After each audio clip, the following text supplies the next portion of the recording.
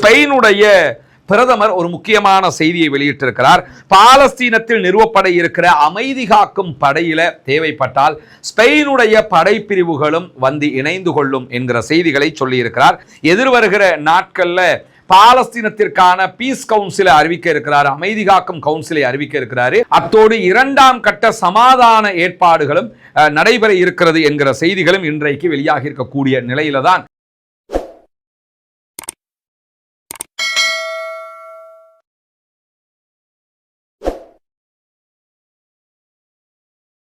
அன்பிற்கினிய சகோதர சகோதரிகளே, நம் அனைவர் மீதும் ஏக இறைவனுடைய அமைதியும் கருணையும் உண்டாகட்டுமாக என்கிற பிரார்த்தனைகளோடு பாலஸ்தீனத்தினுடைய காசா பகுதிகளில் இஸ்ரேலிய ஆக்கிரமிப்பு ராணுவம் யுத்த நிறுத்தத்தை மீறி தொடர்ந்து தாக்குதல்களை நடத்தி வருகிறது. யுத்த நிறுத்தம் ஏற்பட்டு இன்றோடு 90வது நாளை நாம் கடக்கிற இந்த சந்தர்ப்பத்தில் இன்றைக்கு இஸ்ரேல் ஜபாலியா பகுதிகளில் நடத்தி இருக்கக்கூடிய வான்வழி தாக்குதல்களில் ஒரு குழந்தை கொல்லப்பட்டிருக்கிறது, ஷஹீதாகி இருக்கிறது, பல பேர் படுகாயம் அடைந்திருக்கிறார்கள் என்கிற செய்திகளை அங்க இருக்கக்கூடிய காசாவினுடைய சுகாதார அமைச்சகம் வெளியிட்டிருப்பதை நம்ம பார்க்க முடியும்.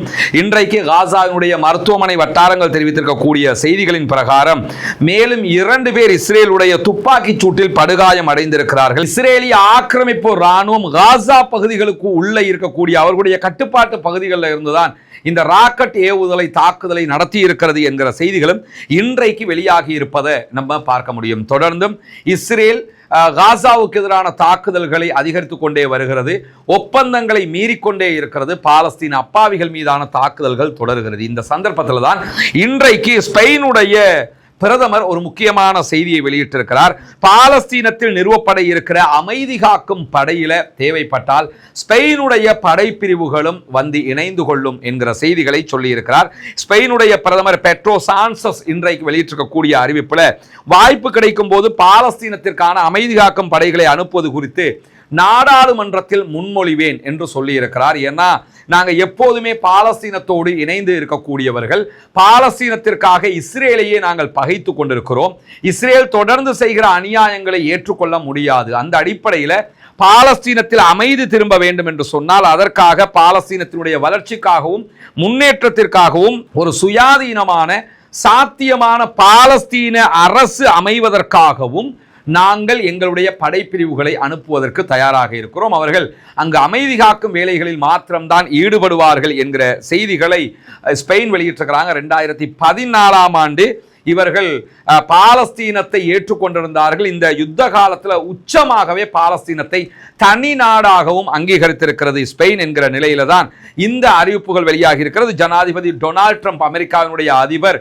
எதிர்வருகிற நாட்கள்ல பாலஸ்தீனத்திற்கான பீஸ் கவுன்சிலை அறிவிக்க இருக்கிறார், அமைதி காக்கும் கவுன்சிலை அறிவிக்க இருக்கிறார். அத்தோடு 2ஆம் கட்ட சமாதான ஏற்பாடுகளும் நடைபெற இருக்கிறது என்கிற செய்திகளும் இன்றைக்கு வெளியாகி இருக்கக்கூடிய நிலையில தான் ஸ்பெயினுடைய இந்த அறிவிப்பு இன்றைக்கு வெளியாகி இருப்பதை நம்ம பார்க்க முடியும். இந்த நேரத்தில் தான் இன்றைய தினம் லெபனானுடைய போர்சஸ், லெபனானுடைய ராணுவம் ஒரு அறிவிப்பை விடுத்திருக்கிறார்கள். லிட்டானி ஆற்றினுடைய தெற்கு பகுதிகளில் கட்டுப்பாட்டை நாங்கள் கையில் எடுத்திருக்கிறோம் என்று சொல்லியிருக்கிறார். இந்த லிட்டானி ஆறு தான் இஸ்ரேலுக்கும் லெபனானுடைய ஹிஸ்புல்லாக்களுக்கும் இடையிலான சண்டையின் தளமாகவே இருந்து வருகிறது. லிட்டானி ஆற்றுக்கு அந்த பக்கம், அதாவது இஸ்ரேல் பக்கம் இஸ்ரேலிய போர்சஸ் நிற்கிற அதே நேரம் லிட்டானி ஆற்றுக்கு இந்த பக்கம் லெபனான் பக்கம் எப்போதுமே முழுமையான பலத்தை ஹிஸ்புல்லாக்கள் கொண்டிருக்கிறார்கள். இந்த நிலையில தான் தற்போது 2024 கொண்டு வரப்பட்ட சமாதான உடன்படிக்கை பிரகாரம் லிட்டானி ஆற்றில் இருந்து 30 கிலோமீட்டர் அளவுக்கு ஹிஸ்புல்லாக்கள் பின்வாங்க வேண்டும் என்கிற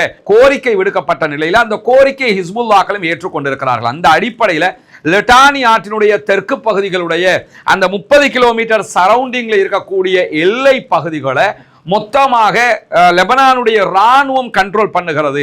நாங்கள் தான் அதை கையில் வச்சிருக்கிறோம். அந்த பகுதிகளில் பங்கர்கள் இருக்கிறது, ஆயுத நிலைகள் இருக்கிறது, அவற்றை நாங்கள் மொத்தமாக கையில் எடுப்போம் என்று சொல்லி இருக்கிறார்கள். ஆனால் ஹிஸ்புல்லாக்களை பொறுத்தவரை ஹிஸ்புல்லாக்களுடைய ஆயுத அரண்கள் அல்லது ஆயுத நிலைகள், பங்கர்களை ராணுவத்திடத்தில் ஒப்படைக்க மாட்டோம் என்பதில் தெளிவாக இருக்கிறார்கள்.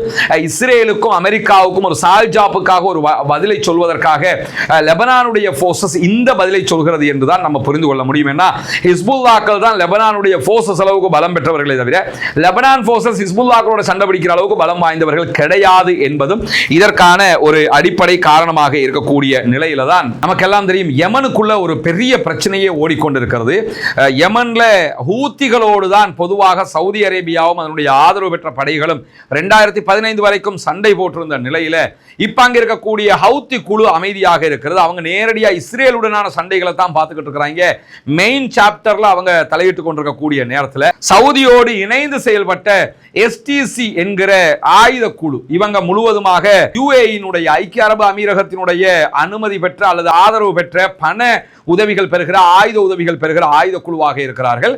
இவங்க சவுதியோட இணைஞ்சுதான் ஹூத்தி குழுவுக்கு எதிரான தாக்குதல்களை எல்லாம் நடத்தி இருந்த நிலையில அண்மைய நாட்களாக சவுதியினுடைய ஆதரவு பெற்ற சர்வதேச ஆதரவு பெற்ற யமனுடைய ஆட்சியாளர்களுக்கு எதிராக இந்த எஸ்டிசி குழு தாக்குதலை நடத்தி ஹதரமவுத் மாகாணத்தினுடைய பெரும் பகுதிகளையும் மஹ்ராவினுடைய பெரும் பகுதிகளையும் கைப்பற்றி இருந்தாங்க. இப்பொழுது மீண்டும் அந்த பகுதியில் சவுதி ஆதரவு பெற்ற படைகள் தாக்குதல்களை நடத்தி அந்த கைப்பற்றப்பட்ட பகுதிகளை எல்லாம் மீட்டெடுத்திருக்கிறார்கள். இந்த நிலையில தான் இந்த சவுதி தலைமையிலான கூட்டணியில இணைந்திருந்த எஸ்டிசியினுடைய தலைவராக செயல்பட்டவர் தான் ஜுபைதி என்கிறவர். இந்த ஜுபைதி இப்பொழுது சவுதிக்கு எதிரானவராக மாறி இருக்கிறார், யுஏஇனுடைய சப்போர்ட்டராக மாறி இருக்கிறார். இப்படியான சூழல்ல ஜுபைதியை தேடிக்கொண்டிருக்கிறது சவுதி ஆதரவு பெற்ற படைகள். இந்த நிலையில தான் இன்றைக்கு வெளியாகி இருக்கக்கூடிய தகவல்கள் பிரகாரம் ஜுபைதி சோமாலிலாந்து வழியாக, அதாவது யமனுடைய ஹவுத்திகளை தாண்டி ஆடன் துறைமுகம் இருக்கிறது, அதன் துறைமுகம் என்று சொல்லுவாங்க, அந்த துறைமுகம் வழியாக நேருக்கு எதிராக இருக்கக்கூடிய பகுதி தான் சோமாலியாவினுடைய சோமாலிலாந்து.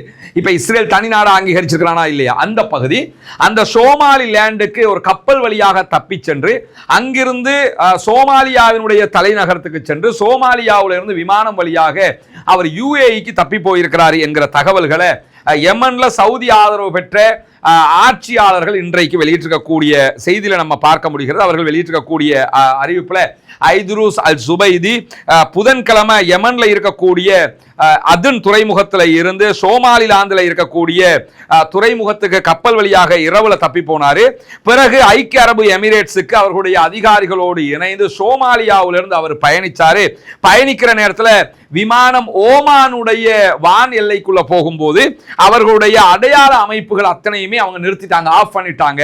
ரேடார்ல சிக்கிற கூடாதுன்னு ரேடார்ல சிக்காத விதமாக எல்லாவற்றையும் ஆஃப் பண்ணி அந்த ஏரியா எல்லையை தாண்டினதுக்கு பிறகு நேரடியாக அவங்க யுஏஇல போய் இறங்கிட்டாங்க. எனவே ஐதுரூஸ் அல் ஜுபைதி என்கிற யுஏஇனுடைய ஆதரவு பெற்ற எஸ்டிசியினுடைய கிளர்ச்சி படை தளபதியை யுஏஇ காப்பாற்றி இருக்கிறது என்கிற செய்திகள் வெளியாகி இருக்கிறது. இந்த நேரத்தில் இந்த செய்திகள் உறுதிப்படுத்தப்பட்டால் சவுதி அரேபியாவுக்கும் யுஏஇக்கும் இடையிலான நேரடியான ஒரு விரிசல் ஏற்படும். கடந்த காலங்களில் கத்தாரோடு சவுதிக்கு ஏற்பட்ட விரிசலை விட பெரிய விரிசலாக இது மாறிவிடும். ஏன்னா மிடில் ஈஸ்டினுடைய பெரிய அண்ணனாக தளபதியாக நான் தான் இருக்கணும்னு சவுதி நினைக்கிறாங்க.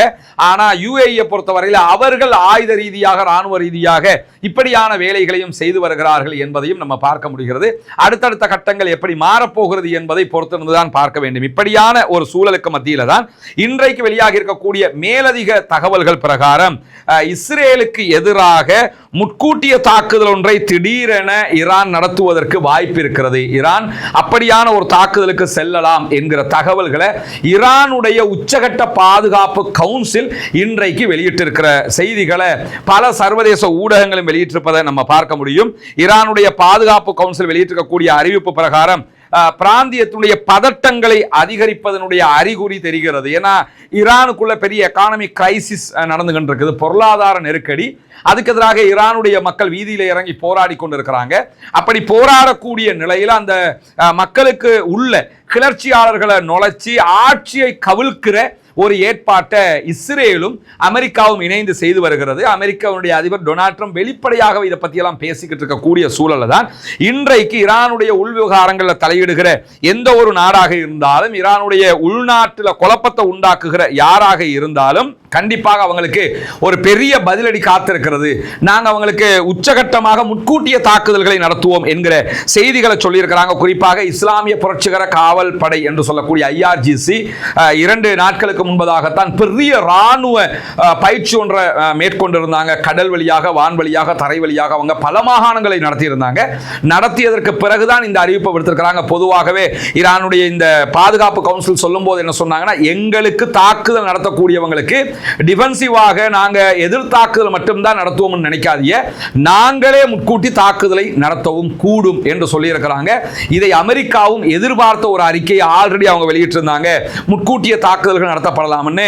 அது மட்டுமல்லாம அமெரிக்காவை பற்றியே ஈரானுடைய பாதுகாப்பு கவுன்சில் சொல்லும் போது என்ன சொல்றாங்கன்னா, ஈரானுடைய அரசாங்கம் நடத்துகிற ஆங்கில மொழி செய்தித்தாளாக இருக்கக்கூடிய தஹரான் டைம்ஸ் சொல்லிட்டு இருக்கக்கூடிய அறிவிப்புல என்ன செய்தி வருதுன்னு கேட்டா, இந்த தாக்குதல்கள் அமெரிக்காவினுடைய நலன்கள் மீதும் இருக்கலாம் என்று சொல்லியிருக்கிறாங்க. உதய் போட்டிருக்குது கத்தார்ல, அமெரிக்காவினுடைய நிறைய ராணுவ தளங்கள் அரபு நாடுகள் மிடில் ஈஸ்டுக்குள்ள இருக்குது, இந்த நிலைகள் மீதும் நாங்கள் தாக்குதல்களை நடத்தலாம் என்று அவங்களே வெளிப்படையாக சொல்லியிருக்கிறாங்க. எனவே ஈரான் மீண்டும் ஒரு பாரிய யுத்தத்திற்கு தயாராகிறது. இதற்கான இரண்டு காரணங்கள் ஈரானுக்குள்ளேயும் இல்லாமல் இல்லை. என்னன்னா, இப்ப ஈரானுக்குள்ள உள்நாட்டில் பெரிய ஆட்சிக்கு எதிரான கோஷங்கள் எழுப்பப்படுகிற நேரத்தில் அதை உடனடியாக கண்ட்ரோல் பண்ணணும்னு அவங்களுக்கு இருக்கக்கூடிய மிகப்பெரிய வாய்ப்பு என்னன்னு கேட்டா, ஒரு முன்கூட்டிய யுத்தத்துக்கு போறோம், எங்க மேல அட்டாக் பண்ண முன்னாடி நாங்க அட்டாக் பண்ணிட்டோம்னா அந்த தேசியவாத சிந்தனையும் மேலோங்கிரும், நம்ம நாடு தான் நமக்கு முக்கியமானது என்கிற ஒரு நிலையும் வந்துடும். அப்படி ஒரு நிலை அந்த 12 நாள் வார்ல வந்ததை நம்ம பார்க்க முடியும். எனவேதான் ஈரான் இப்படியான முனைப்புகளுக்கும் அடுத்து களம் காண தயாராகிறது என்கிற பேச்சுக்களும் இல்லாமல் இல்லை. பொறுத்திருந்து பார்ப்போம் என்னவெல்லாம் நடக்கிறது என்பதை. பாலஸ்தீன மக்களுக்கான பிரார்த்தனைகளும் பாலஸ்தீன மக்களுக்கான துஆக்களையும் தொடர்ந்து செய்து வாருங்கள். ஜனநாயக ரீதியாக பாலஸ்தீன மக்களுக்காக தொடர்ந்தும் குரலில் போமாக வாஹதா அல்ஹம்துலில்லாஹி ரப்பில் ஆலமீன்.